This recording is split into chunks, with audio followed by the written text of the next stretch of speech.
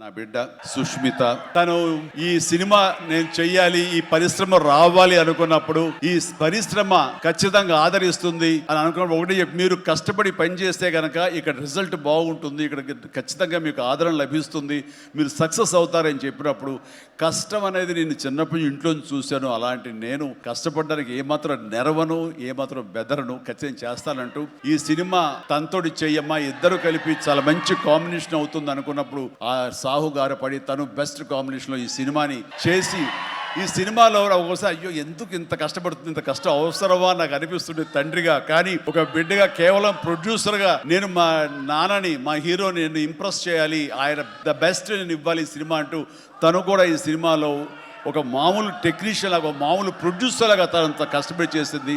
నేను ఒకటే సంతోషిస్తాను, తనకి అన్ని విధాలుగా అన్ని కంఫర్ట్స్ ఉన్నాయి, అన్ని రకాలుగాను తను ఈ సినిమాలు చేయాల్సిన అవసరం లేదు. తను తన ఫ్యామిలీని చూసుకుంటుంటే కనుక గడిచిపోతుంది ఈ జీవితం అంతా. కానీ అలా కాదు, నేను సాధించాలి, నువ్వు సాధించి చూపించావు, లైఫ్లో ఎంతోమంది మార్గదర్శకంగా ఉన్నావు, అలాంటి నిన్ను ఆదర్శంగా తీసుకుని మేము ప్రూవ్ చేయాలి అనే దాంట్లో ఉంది. అండ్ అలా చేస్తూ ఈ రోజున ఈ సినిమా డెఫినెట్లీ హిట్ అవుతుంది. ఇలాంటి గర్వకారణమైన సినిమాని తండ్రిగా నాకు గిఫ్ట్ ఇచ్చినట్టుగా తను భావిస్తుంది, ఆ సంతోషం తను పొందుతున్నానని తెలుసు. అండ్ అలాగే కాకుండా ఈ రోజున ఈ పరిశ్రమలో నాకు చేదోడు వాదోడుగా ఉంటూ, నాకు భుజం కాస్తూ, అన్ని రకాలుగా నాకు అండదండలు అందిస్తూ, నాకు మరో బిడ్డ ఈ అనిపిస్తూ, అండ్ ఇంటికి పెద్దదైనందుకు ఆ పెద్దరికాన్ని తను సొంతం చేసుకుంటూ నాకు అన్ని విధాలుగా చేదోడు వాదోడుగా ఉంది. అది థ్యాంక్ యూ పాప. అందరి ముందు ఇటు పక్కన అమ్మ, ఇటు పక్కన ఉంది. ఇది రామ్ చరణ్తో పాటు నాకు మరొక బిడ్డ, అలాగే మా చిన్న పాప కూడా అక్కడ టీవీ చూస్తుంటేమో. థ్యాంక్ యూ నాన్న, ప్లీజ్ ఇదే రకంగా ఉండండి, ఇదే కష్టాన్ని నమ్ముకోండి, ఖచ్చితంగా భగవంతుడు మీకు ఆశీస్సులు అందజేసి ఇలాంటి విజన్ ఇస్తాడు.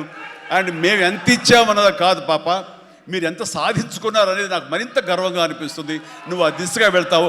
All the very best. Last 2 days నుంచి మీరు చూపించిన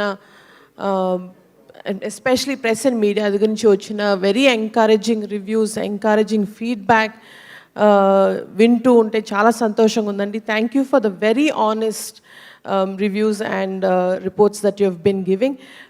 ఇలా ఫస్ట్ బిగ్ డెబ్యూ తీస్తున్నందుకు మీరు చూపించిన encouragement is very heart feeling.